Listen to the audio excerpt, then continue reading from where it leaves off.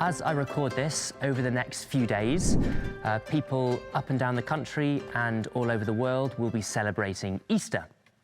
And Easter is a Christian festival which, as most people that celebrate it know, is centred on two key major historical events: the crucifixion, which happened on Good Friday, and then the resurrection that happened 2 days later on Easter Sunday. And these two events are really at the core of the Christian faith. And if you open your Bible and read the stories from early Christianity, you'll find a huge amount in there about the crucifixion. We have multiple different accounts that go into every gory detail, every drop of blood and sweat, literally, that Jesus shed on the cross. But the situation with the resurrection is a little bit different. In fact, and this is, I think, one of the most surprising things about early Christianity, there is no description of the resurrection in the Bible. Not one. Just take a second to think how amazing that is, really. The resurrection, arguably even more than the crucifixion, is the central tenet of this faith. But there's no description, definition, definitive account of it in the Bible. And it's not as if the resurrection has only just become important to Christians. Right at the start of the faith, people recognized that this was the key event.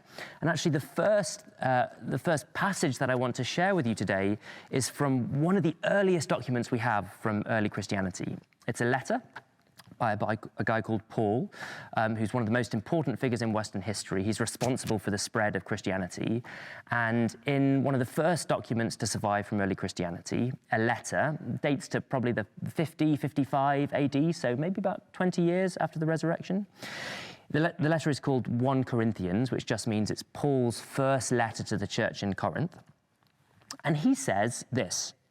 He says, "If there be no resurrection, then Christ was not raised. And if Christ was not raised, then our gospel is null and void. And so is your faith.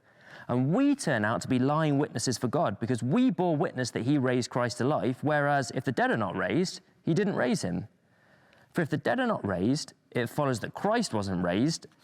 And if Christ wasn't raised, your faith has nothing in it, and you are still in your old state of sin. And it follows also that those who've died within Christ's fellowship are utterly lost. It is for this life only that, if it is for this life only that Christ has given us hope, we of all men are most to be pitied." In other words, Paul, one of the first Christian evangelists, is happy to say, look, if the resurrection didn't happen, that's it. We of all men are most to be pitied, right? There's nothing in Christianity.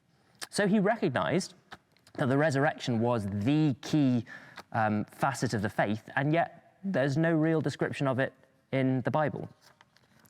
Now, that passage that I just read to you is very famous, but the line that precedes it in the letter is not so famous and is not so discussed, I think for obvious reasons. And the line is this.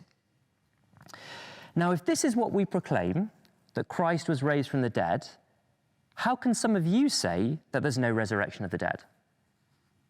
Now, that might seem innocuous, but Paul is writing to other Christians, other people that self-identify as Christians in a church that he's founded. So he's admitting here in writing the letter that there are some amongst the Christians that are denying that there is a resurrection of the dead, and thus denying that Christ was resurrected. So Paul might say this resurrection is the central thing, but clearly not all Christians thought that.